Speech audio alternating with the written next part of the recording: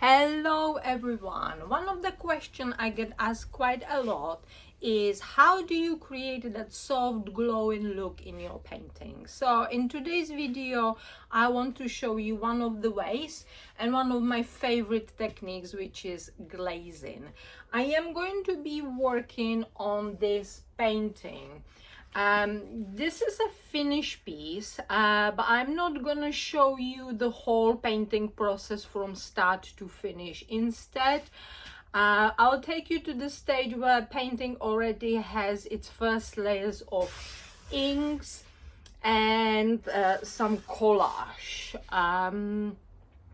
in place. So I'll show you how to use transparent layers, glazing of color to gradually build the depth and atmosphere and that dreamy quality kind of look that I love. So let's get started. Let's talk about glazing. Glazing is one of my favorite art techniques. I use it a lot in my practice. I think it's just fantastic way how you can build depth in your painting. There are so many other ways how you can build depth in your painting, but glazing is certainly one of them. I use a lots of layers when I create in a painting. Here it's a start of a new painting. This is already second layer that I applied. The first one is this beautiful acrylic inks using a cling film, so it creates some beautiful texture. And then I also applied some collage papers that are like a handmade collage papers that I've done on jelly plate. Now I'm gonna start glazing. There's still lots of layers, but I wanted to talk about glazing because in my art classes with my students sometimes struggle a little bit with it, not quite sure what glazing is or how to apply it properly. So I'm just, I decided to do a video that will be quite handy for my new students, beginner students especially, and might help you as well. So let's get started. I have prepared some paints over there. I use Tallow Turquoise, Daleroni System Free Acrylics. This is my favorite kind of brand that I use quite a lot in my art, in my studio, especially with my students. Again, same brand, Tallow Blue, which is over here. It's kind of dark, a nice dark colors. I also have Fluorescent Blue, which is over here, and then Yellow Ochre. So all the same brand, same colors, not same colors, but same acrylic kind of brand. I am going for kind of like a bluish, a little yellow ochreish. Maybe I'm gonna put some gold leaf on the flower. I'm not quite sure yet, but I want to do some glazing to kind of like put together the background a little bit. It's kind of like all over the place at the moment, so I just want to, like, pull it together so it looks like more cohesive. So I have some water over here as well. And for glazing, I'm gonna dilute the water, dilute the paint. So lots of people using, or lots of artists using glazing medium. I never do. I actually just dilute the paint. I might do some video on, like, comparing water, diluting the paint with water, diluting the paint with medium. Might be an interesting video. But I usually use water, honestly, quite diluted, but you can't dilute it too much. If it breaks on the canvas or paper, I think it's too diluted, you will need to put a little bit more paint on it. So just partially somewhere. And can you see when it's diluted beautifully, it creates a beautiful layers. It's just like amazing. Absolutely love it. What I love about it is that you can still see the texture underneath, and this is the beauty about it. Now I want to have this a little bit more like still visible, the the brown, so you can see. So it's very thin, very thin layers that I am using here, and it's still holding and still creating like a beautiful, beautiful, you know, kind of tones on the painting. Now I am going around the flowers. I'm just doing the background. So this was a tallow turquoise. Let's do the fluorescent blue somewhere. Now what are the best color for these things, for glazing? I hope I'm not so visible on the camera, trying to stretch my arms.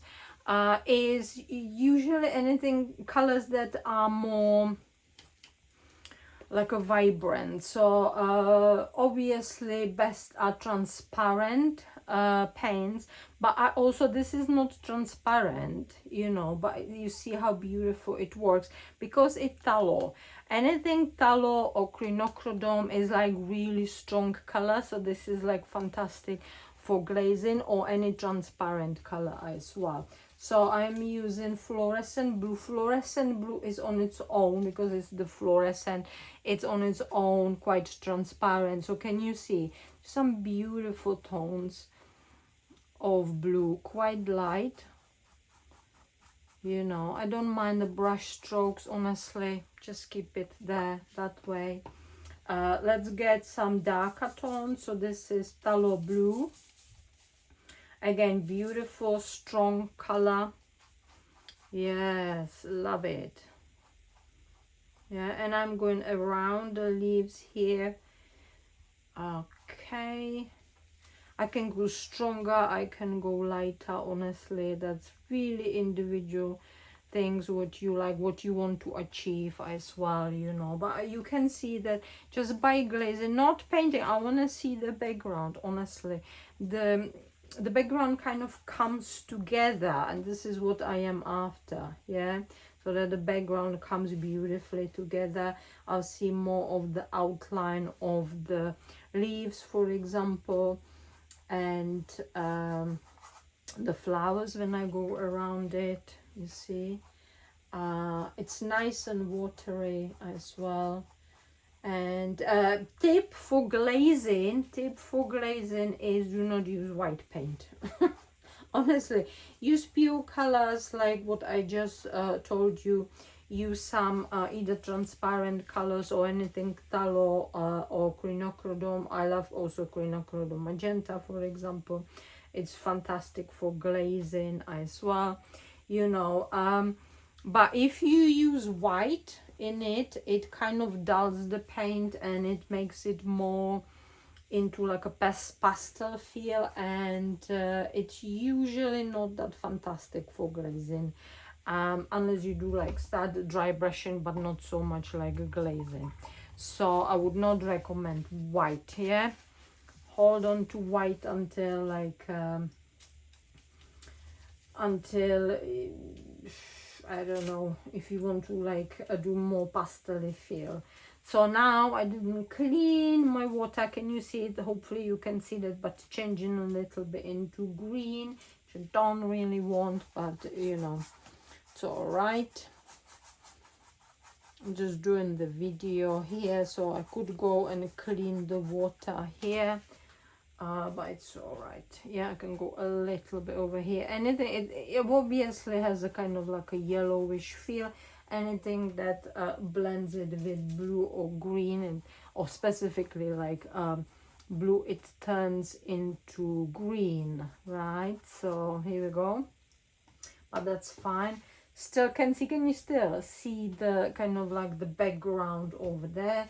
I might add a little bit of blue, specifically. Let me push this down a little bit so I have more access to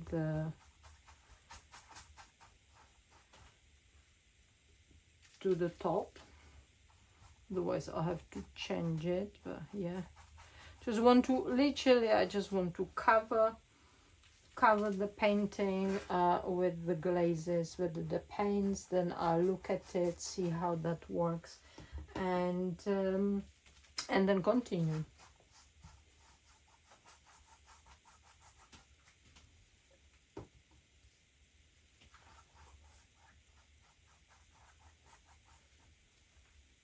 Brush strokes are okay. Honestly, don't worry about the brush strokes, because you know, this is like, think about it like a third layer. I am thinking about it like a third layer, not making a big deal out of it, honestly, because there will be more layers, certainly many more layers to come.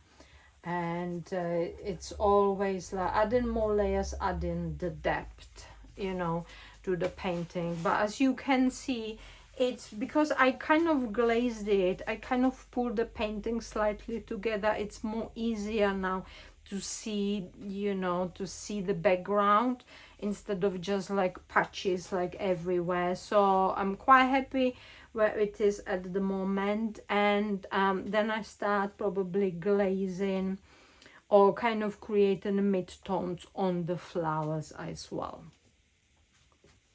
I'm quite happy with the background. As I said, I want to maybe darken some bit over here, so you can still go, you know, allow the layers to dry, the glazing layers, and you can go on and on, literally, you know.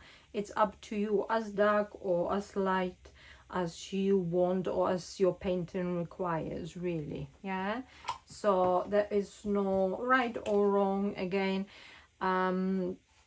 it's literally what you want to achieve on the painting. I don't have a completely clear idea about this painting yet. I just kind of go with the flow at the moment. Obviously, it's good way to step away, right? Have a look at it, how it actually looks from far. We don't want to go too dark too fast. I would really go and slow down, but I usually have some kind of contrast between the, you know, darker tones, maybe usually on one side. Here is gonna be more on the, you know, lower part of the painting, and as the painting goes up, it's gonna be much more lighter. So contrast between light and dark is usually one of the things that I do quite a lot in my painting as well. You know, kind of my signature a little bit. But can you see, I mean, I hope you can see it on the camera, but can you see the collage is still very visible, but it looks intriguing, interesting when I start doing the flowers and the background. It's just gonna look very, I don't know, like, you know, kind of like depth and atmosphere and a little bit of magic as well, you know. So that's my signature kind of thing. I do a lot of like a magical looking paintings, to see where that's gonna take me. I want to also show you how I glaze the flowers, because it's gonna be a white flower, right? I could certainly, this is trace flower, but I could certainly go, you know, wipe or how do you call it, kind of wrap a little bit of the lines, or use a different color of tracing. This is just carbon paper or graphite paper, but I could go with white just so, for example, to mute the lines or rub them off a little bit, but it's fine. But it's gonna be white flowers, and the leaves are going to be nice green. So let's block it blue, because white flower still needs to have some kind of like a kind of mid-tone, right? You can't just start painting white on white. Well, it's not gonna be visible, isn't it? So we need to create some kind of mid-tone over there. If I was doing magenta or any other painting, I would probably paint it well, either magenta or probably fluorescent orange or fluorescent pink.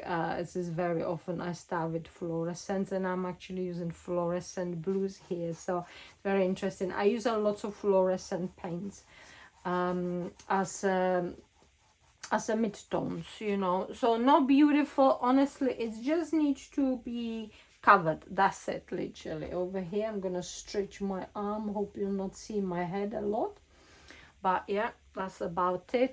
Here the green ones, I'm gonna mix a little bit of the yellow ochre, because I want some greens, right? So just tallow turquoise and a little bit of the yellow ochre. Can you see when I'm mixing it, it creates some already green tone. So I'm just blocking the leaves with that color, again creating some like a mid-tone. It's, well, still very light, still light tones, but you know, at least I can still see, starting to see, you know, some shapes of the leaves as well. And you can see how easy it is to mix some kind of greens. You can go darker, yeah. I still diluted paint, yeah. Can you see? You can still visibly kind of clearly see the acrylic inks, you know, as the background. So it's quite interesting. So you can see I am not really paying so much attention like trying to make it perfect or detail. No, I'm just literally blocking quite quickly, larger brush, and that's about it. So this is my glazing tips for you for this lesson. And yeah, hopefully you're gonna see me in developing the painting a bit further, maybe blocking some lights or trying to work on the flower possibility, or work further on the background. I'll see. So if you really like you know, receiving some tips from me, please subscribe to my channel. Bye then.